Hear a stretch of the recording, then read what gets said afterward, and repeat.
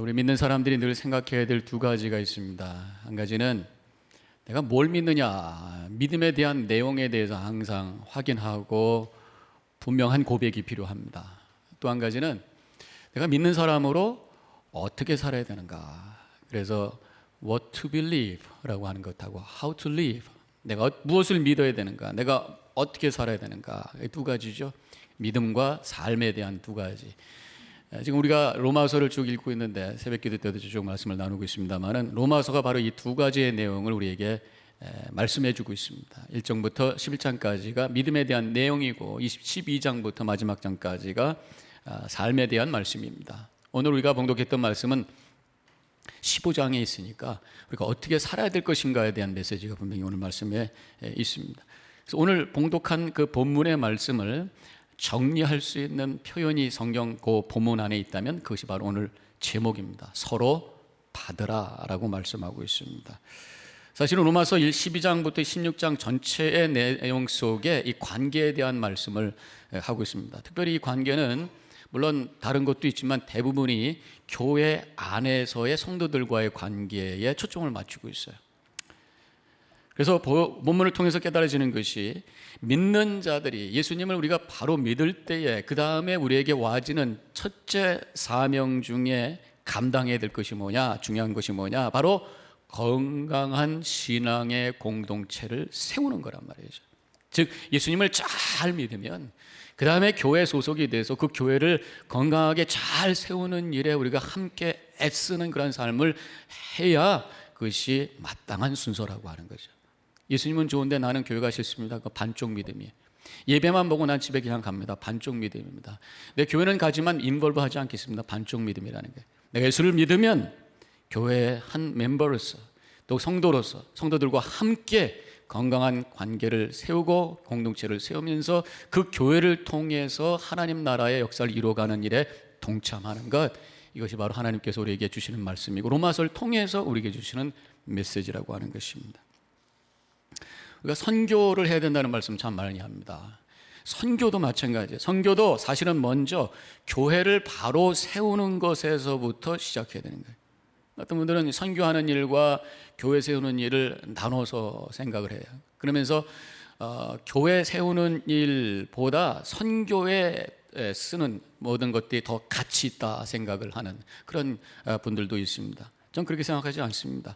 이미 교회를 세워가는 그 일 자체가 선교를 향한 시작이고 선교의 중요한 한 부분이라고 하는 것을 우리가 알아야 돼요. 선교의 비전은 바로 이 교회 안에서 드려지는 예배의 감격 속에서 생기는 거예요. 제가 한번 말씀을 드렸던 적이 있습니다. 선교의 비전은 뭐냐? 예배의 비전이다. 그게 무슨 말씀이에요? 내가 예배를 드릴 때 이 예배의 감격이 여기만 있는 것이 아니라 그 예배가 없는 그곳에도 이 예배가 있기를 원하는 그 열망 때문에 생긴 그 마음이 바로 선교의 비전이 되는 거란 말이죠. 그냥 가서 복음 전합니다, 해야 됩니다 하는 일이니까 이 책임, 이것보다 더 중요한 것은 내가 이 예배를 통해 하나님의 은혜를 받고 내가 이 예배를 통해 하나님의 임재가 체험되고 이 예배를 통해 감격이 있을 때 그 예배가 여기서 끝나는 것이 아니라 저기서도 예배가 있기를 원하고 이 예배 안에 다른 사람들을 통참하기를 원하는, 이것이 바로 복음 증거하는 일이고 이것이 바로 전도고 이것이 바로 선교라는 거예요. 믿으시길 주님의 이름으로 간절히 축원합니다. 그래서 예배가 잘 드려져야 돼. 그러기 위해서는 교회가 건강해. 교회가 건강하지 않으면 거기서 예배가 제대로 드려집니까? 앞에 있는 사람 뒤통수가 미운데 예배가 드려지겠어요? 서로가 하나 되는 교회를 통해서 하나님 받으신 예배가 되고 그 예배 속에 선교의 비전이 있고 전도에 대한 열정이 생기는 줄로 믿으시길 바랍니다. 자, 그래서 오늘 이 서로 받으라고 말씀하시는데 그 의미가 뭔가 잠깐 먼저 생각해 볼까요? 서로 받으라고 했어요. 그것은 인정하라는 것입니다. 서로를 인정하라. 그것은 먼저 서로 다르다라고 하는 것을 인정하는 것부터 받을 수가 있는 마음이 생기는 거예요. 나하고 똑같아야 된다, 나하고 같은, 그래서 그것을 그런 기대를 하고 그렇게 하려고 할 때 문제가 생긴단 말이죠. 100이면 100사람 다 생각이 다르고 마음이 다 다릅니다. 백그라운드가 다르고 능력도 다르고 여러 가지가 다 달라요. 감성도 다르고 신앙의 정도도 다르고 다르다고 하는 것을 인정할 때에 거기서 관계가 만들어지고 공동체가 세워진다는 것입니다. 재미난 얘기가 있더라고요. 사람에게 이 십자가 쓰여져 있는, 그러니까 십자가가 그려져 있는, 정십자가가 그려져 있는 카드를 딱 내보내면, 보이면 이게 뭡니까? 그러면 목사는 뭐라고 대답하고 있어요? 십자가입니다, 이렇게 대답하죠. 네, 수학자에게 딱 보여주면 이거 덧셈 플러스 표시입니다. 그 다음에 교통경찰서한테 보여주면, 경찰관한테 보여주면 이건 사거리 표시라고 그러고, 간호사한테 보여주면 이건 적십자라고 그러고, 산부인과 의사한테는 그걸 보여주면 배꼽이라고 그러는데 왜 배꼽이라고 하는지 모르겠어요. 배꼽이. 똑같은 그림을 가지고 다 다르게 보는, 그게 자신의 상태에 따라 그렇게 생각이 다를 수 있다는 거예요. 한 집에서 한 밥 먹고 한 지붕에서 사는 가족들도 생각과 느낌이 얼마든지 달라요. 아내와 남편 같이 항상 지내는 것 같아도요, 그 속에 생각은 다를 수가 있는 거예요. 느낌도 다를 수가 있어요. 제가 어떤 글을 보니까 제가 읽어드릴게요. 재밌어요. 일기를 쓴 거예요. 남편이, 아내가 일기를 쓰고 아내가 일기를 쓰는 걸 이제 비교한 겁니다. 한날에 일어난 일이에요. 아내의 일기. 저녁 내내 남편이 좀 이상하다. 오늘은 근사한 레스토랑에서 만나 저녁을 먹기로 약속했었다. 친구들과 하루 종일 쇼핑을 했는데 그 때문에 조금 늦었다고 화가 난 것 같긴 하지만 남편이 그래서 그렇다고 말한 것은 아니다. 그런데 대화가 잘 되지 않았다. 그래서 어디 조용한 데 가서 이야기 좀 하자고 했다.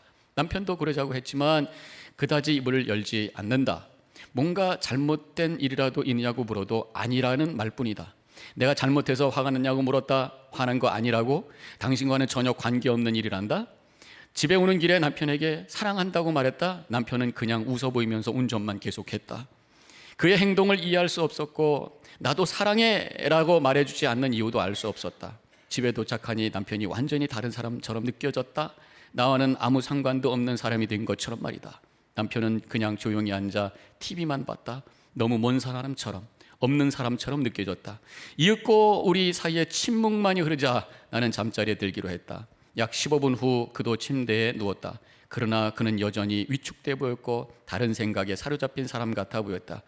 그가 잠들자 나는 울었다. 무엇을 어찌해야 할지 모르겠다. 그가 다른 사람 생각을 하고 있는 것이 분명하다. 인생이 재앙이다. 그러고 있는 거예요. 근데 한쪽에서 남편이 또 일기를 썼어요. 뭐라고 썼냐? 남편, 새로 산 오토바이 시동이 안 걸리는데 아무리 생각해도 이유를 모르겠다. 하루 종일 그 생각만 한 거야. 부인이 옆에서 별 생각 다 한 거야. 똑같이 살아도 마음은 다르다라는 얘기를 우리가 할 수가 있습니다. 이렇게 한 집에 살아도 남편 아내가 생각이 다른데 우리가 이 교회라는 신앙 공동체 안에서 모여 있는 사람들이랑 오죽하겠냐는 것이야. 서로 달라요. 다른 것을 인정해야 됩니다. 다른 것을 인정하는 것이 내가 받아주는. 근데 우리가 받아주는데 누가 먼저냐 그런 질문을 합니다. 성경에서 그 대답을 가르쳐 주고 계세요. 로마서 14장 1절에서 믿음이 연약한 자를 너희가 받되 그의 의견을 비판하지 말라. 좀 더 믿음이 좋은 사람이 받아주라는 거예요. 더 능력 있고 힘 있는 사람이 좀 받아주고 나이가 한 살이라도 더 많은 사람이 젊은 사람 받아주라. 그런 말씀이에요. 영국 엘리자베스 여왕이 한번 이런 일이 있었다고 합니다. 남아프리카의 어떤 연방의 통합을 이루기 위해서 노력을 하는데 중요한 어떤 리더들을 불렀어요. 추장님들이죠. 아프리카의 추장님들을 모여서 이제 같이 회의를 하고 그분들이 예스를 해야지 일어나는 거예요. 그래서 이제 여왕님께서 함께 식사를 하기 위해서 만찬에 초대를 했는데 그 세크레터리가 다 훈련을 시켰죠. 가면은 이제 식사를 할 때 포크는 왼쪽에 들고 나이프는 이렇게 들고 하는 겁니다. 가르쳐 준 거죠. 그래서 그분들이 이제 강요들과 함께 식사를 하는데 처음에는 하다가 잘 되겠습니까? 안 되니까 딱 내려놓고 자기들이 하던 대로 손으로 잡수시기 시작하는 거죠. 그러니까 사람들이 긴장감이 도는 거예요. 이거 어떻게 되나. 그때 여왕이 자기도 딱 포크 나이프를 내려놓고 손으로 잡수시기 시작합니다. 그 옆에 있던 강요들도 여왕님이 그러시는데 어떻게 자기들 다 손으로 같이 밥을 먹습니다. 그래가지고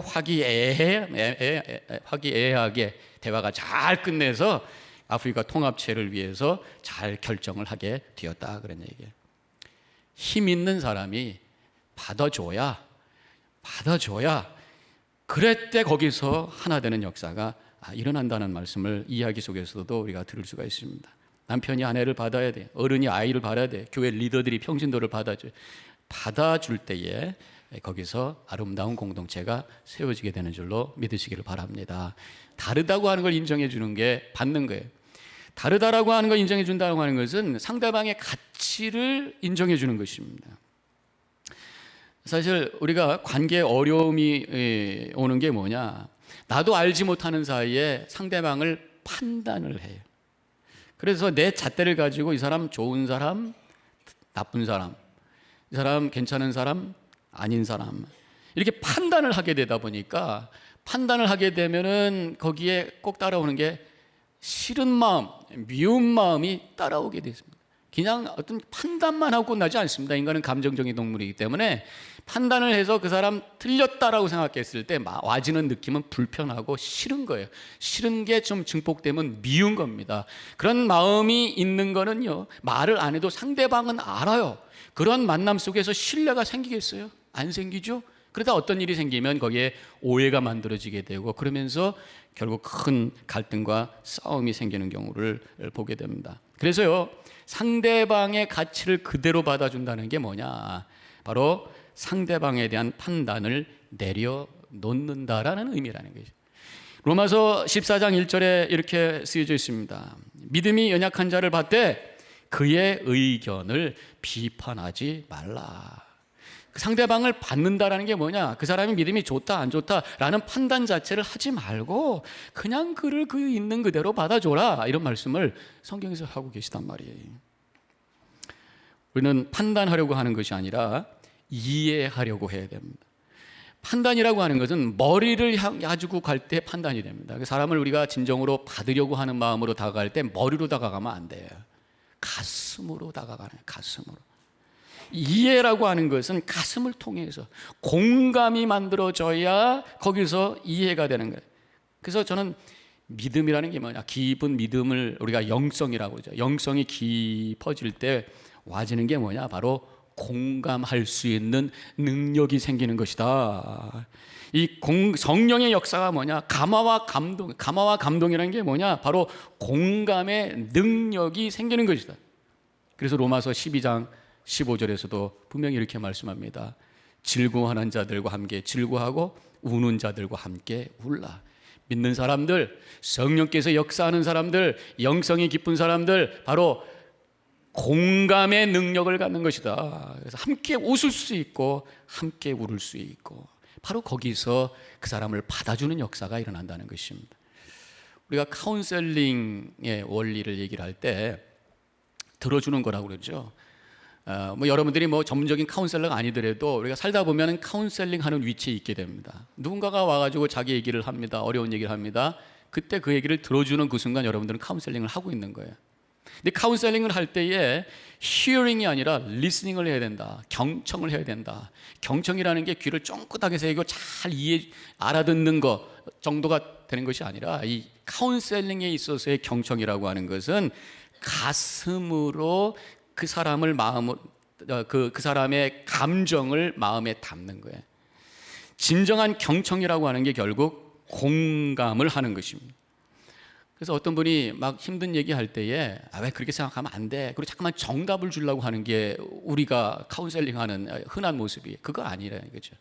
진정한 카운셀링이라고 하는 것은 그 사람이 아프고 힘든 것에 대해서 판단하지 말아요. 잘했다 못했다 판단하는 것이 아니라 그냥 그 마음을 내가 공감해 주는 것, 이것이 경청이고 이것이 카운셀링이고, 그때 그 사람과의 신뢰가 생기고 그 사람은 그걸 통해서 그 마음속에 있었던 아픔이 다 릴리스 되기 시작하면서 정신이 들고 바르게 판단하고 지혜롭게 결정하며 움직일 수 있게 돼요. 이게 카운셀링이라는 거예요.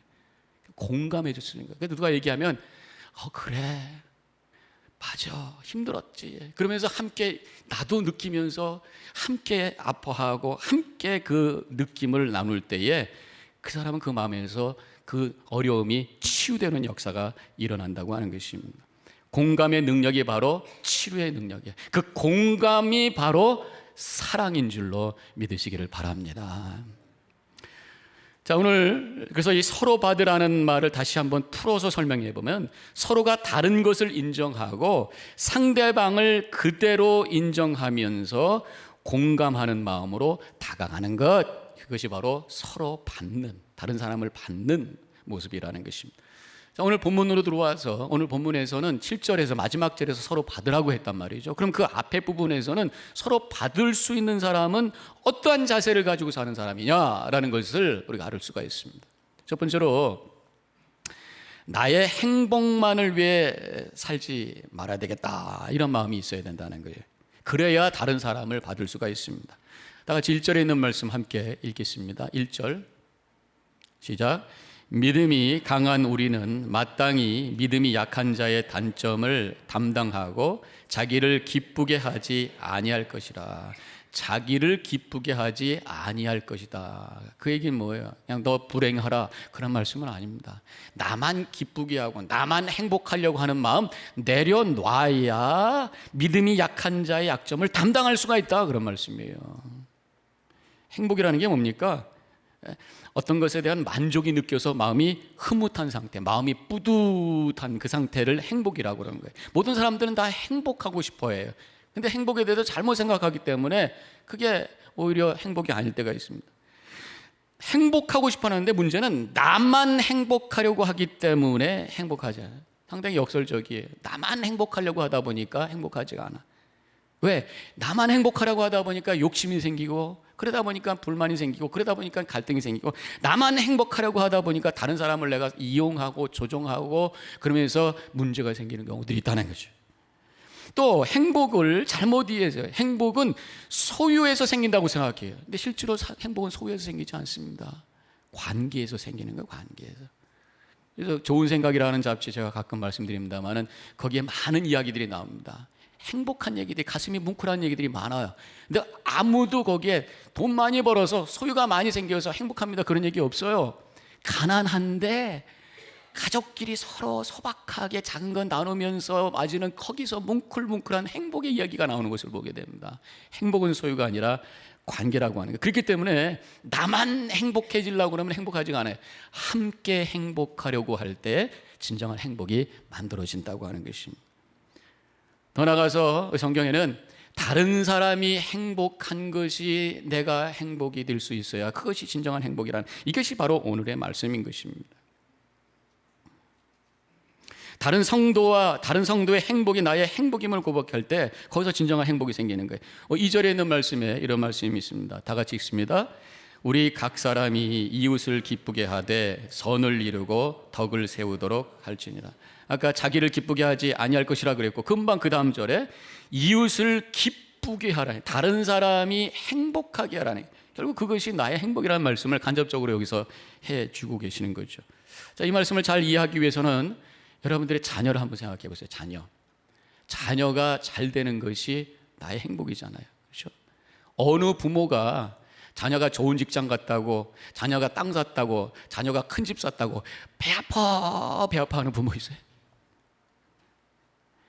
반대로 자녀가 어려워지면 내가 아무리 잘 돼도 행복하지가 않아요. 자녀의 행복이 곧 나의 행복이다. 물론 그것은 우리가 어떤 혈연 관계 속에서 내 가족이요, 내 핏줄이라고 생각하니까 와지는 어떤 본능적인 것일 수도 있고 그런 마음에서 생기는 것도 있잖아요.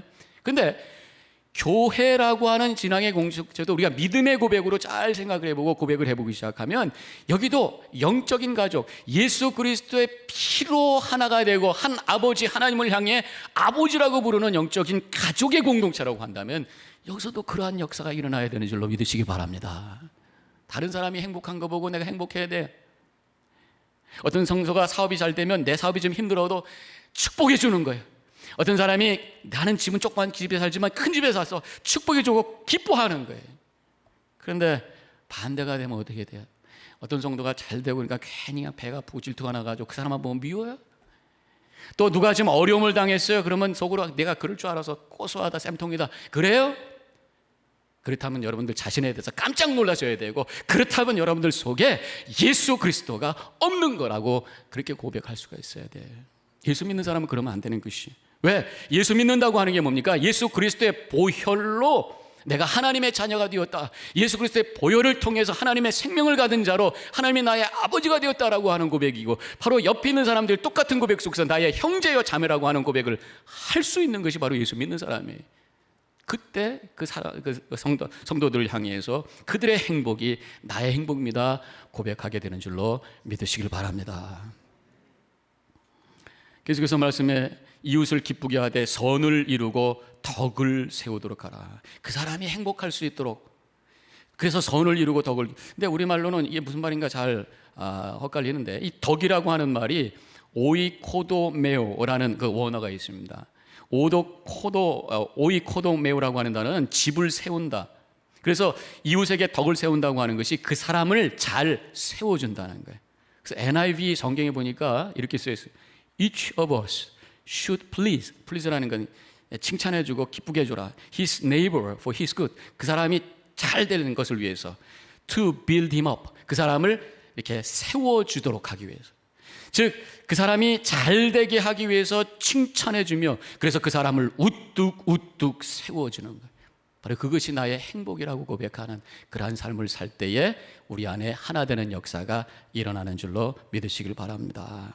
그게 덕이라는 거예요. 덕이라는 단어를 그래서 다시 풀어보면 선한 영향력, 나로 말미암아 내 주변에 있는 사람들이 우뚝 셀 수 있는 하나님의 은혜의 통로, 하나님의 능력의 통로로 내가 쓰임받는 삶을 사는 것, 그것이 바로 예수 믿는 자고, 그것이 나의 기쁨이요 그것이 나의 행복입니다 고백할 때에 하나님께서 우리 안에 하나 되는 놀라운 축복을 허락해 주실 줄로 믿으시길 바랍니다.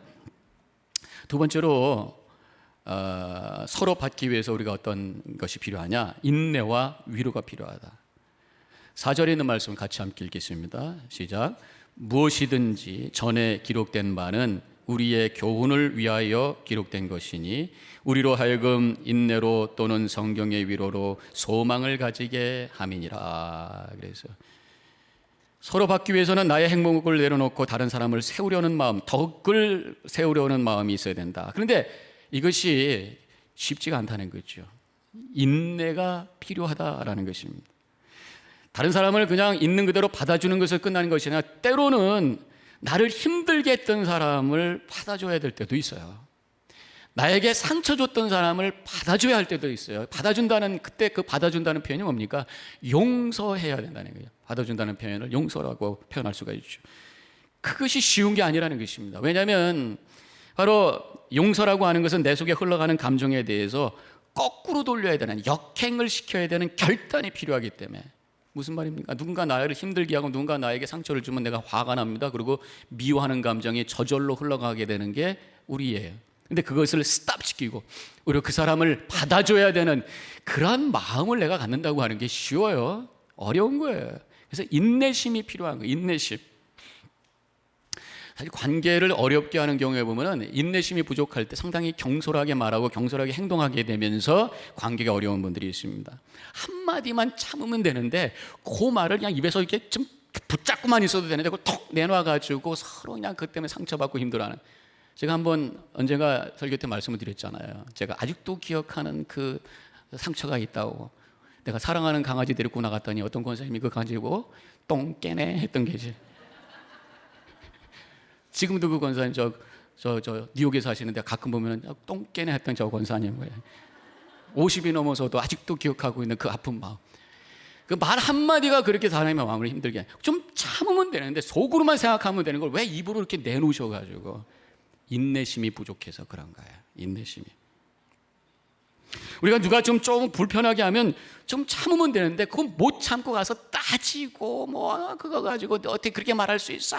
그러면서 막 그럴 수도 있지 하면서 좀 흘려보내고 좀 기다리면 되는데 그게 안 돼서 인내심이 부족해서 지금 오해를 풀 수 있는 시간이 필요한데 오해를 풀 수 있는 시간도 없어요. 그냥 오해되는 대로 그냥 화내고 가서 싸우고 가서 하고 싶은 얘기 다 해버리고 그래서 문제가 더 커지는 경우가 있다. 우리가 다른 사람을 받기 위해서는요 인내가 필요해. 인내가 필요해. 근데 인내라는 게 내 힘으로 되는 경우가 잘 안 됩니다. 그래서 위로가 필요하다고 말씀합니다. 인내와 위로. 내가 인내를 갖기 위해서 위로가 필요해. 위로가 어디서 오겠어요? 주님께서부터 오는 줄로 믿으시기 바랍니다. 위로는 하나님의 말씀에서부터 오늘 말씀에 보니까 성경의 위로로 소망을 가지게 함이니 그 말씀 이후에는 또 인내와 소망의 하나님께서 하나님은 위로의 하나님이라고 말씀을 통해서 나를 위로해 준다. 그 성경의 많은 말씀을 통해서 내가 너와 함께하지 않냐, 내가 너 뒤에 있지 않냐, 좀 참고 기다려, 내가 너 힘줄게 하시는 말씀이 성경에 가득 차 있는 거예요. 그래서 성경을 늘 묵상하고 하나님의 위로의 말씀을 내가 늘 묵상하고 그것을 읊조릴 때에 인내할 수 있는 능력이 생기게 되고 거기서 다른 사람을 받을 수 있는 그러한 능력이 생기게 되는 줄로 믿으시길 바랍니다. 이번에 읽었던 시편 중에 시편 71편 24절에 이런 말씀이 나오더라고요. 나의 혀도 종일토록 주의 의를 작은 소리로 읊조리오니, 하나님의 말씀을 입으로 중얼중얼 했더니, 읊조린다는 게 중얼중얼 했다는 거죠. 나를 모해하던 자들이 수치와 무한을 당함이니이다. 그래서 내가 거기부터 이겼습니다 하는 그런 말씀이, 억울한 상황 속에서 하나님의 말씀, 하나님이 누구신가에 대한 말씀을 입으로 중얼중얼 묵상하고 암송을 했더니 내가 이 문제로부터 승리했습니다. 이러한 고백이 여러분들과 우리 안에 있기를 주님의 이름으로 간절히 축원합니다.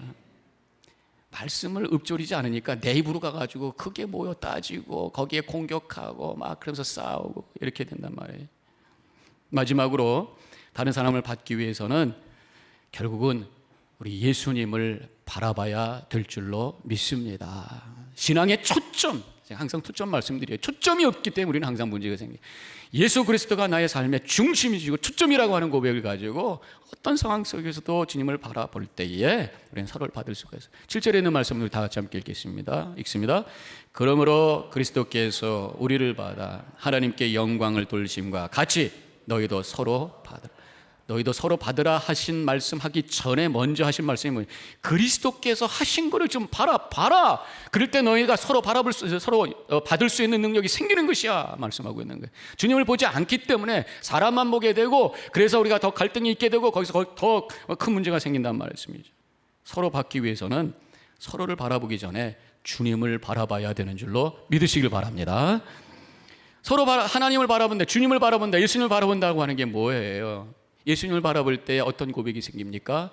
주님, 내가 죄인으로소이다. 예수님의 십자가를 진정으로 내가 영혼으로 고백하며 바라볼 때 그 고백이 나오게 되잖아요. 왜? 예수님은 나를 위해서 십자가에서 내 죄값을 치르시기 위해서 돌아가셨다고 하는 그 복음에 대한 고백을 할 때, 주님, 나는 죄인으로소이다 라는 고백을 하지 않을 수가 없잖아요. 그러면서 엎드려지는 거예요. 엎드려질 때에 내가 어떻게 저 사람을 정죄하고 저 사람을 판단할 수 있는 자리에 서겠는가? 겸손히 내려오게 되는 것입니다. 십자가를 바라본다는 게 뭡니까? 주님을 바라본다는 게 뭐예요? 주님의 은혜 없이는 내가 살 수 없는 존재입니다. 주님 감사합니다. 나에게 이렇게 은혜 주셨으니, 영생의 은혜를 주셨고 모든 삶 속에 하나님께서 나의 삶 속에 임재해 주셔서 나를 인도해 주신 그 은혜 감사합니다. 감사하는 것이 바로 예수님을 바라보는 거란 말이에요. 그때 다른 사람을 받을 수 있는 마음의 공간이 넓혀지게 되는 줄로 믿습니다. 예수님을 바라보는 것을 다른 말로 얘기하면 겸손입니다. 겸손이라고 하는 것은 내가 스스로 내려가려고 하는 것이 아니라 예수님을 바라볼 때에 내려가 있는 그 자리가 바로 겸손이에요. 때로는 내가 의도적으로 겸손하려고 할 때 겸손을 위장한 교만이 될 수도 있더라고요. 근데 예수님을 내가 진정으로 믿음의 고백 속에서 바라볼 때에 성령의 감동 속에 나를 낮춰주시고, 그 낮은 자리에서 다른 사람 바라볼 때 다른 사람을 용납할 수 있고 받을 수 있는 큰 마음이 생기게 되는 줄로 믿습니다. 오늘 이 예배를 통해 다시 한번 십자가에서 나를 받아주신 예수님을 바라보시면서 겸손한 마음으로 다른 사람을 받으시는 그러한 믿음의 결단이 있으시고, 그래서 주님께서 주시는 그 기쁨과 은혜, 또 아름다운 공동체를 이 위에 세워서 이 공동체를 통해서 주시는 하나님의 은혜를 체험하면서 기쁨 가운데 승리의 삶을 살아나가는 우리 모든 성도님과 제가 되기를 주님의 이름으로 간절히 축원합니다. 기도하십시다.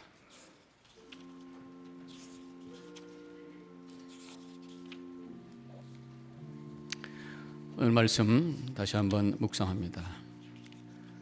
받는 것은 다른 것을 인정하고 다른 사람의 가치를 인정하는 것입니다. 그러한 마음이 생기기 위해서는 먼저 나만의 행복을 내려놓는 마음이 있어야 됩니다. 인내와 위로를 받으셔야 됩니다. 결국은 주님만을 바라보셔야 됩니다. 내가 어떤 마음을 가지고 살고 있는가, 우리 자신을 되돌아보고 내가 받아야 될, 내가 용납해 줘야 될 그 분이 누군가 바라보시면서 결단하시기 바랍니다. 잠깐 묵상합니다.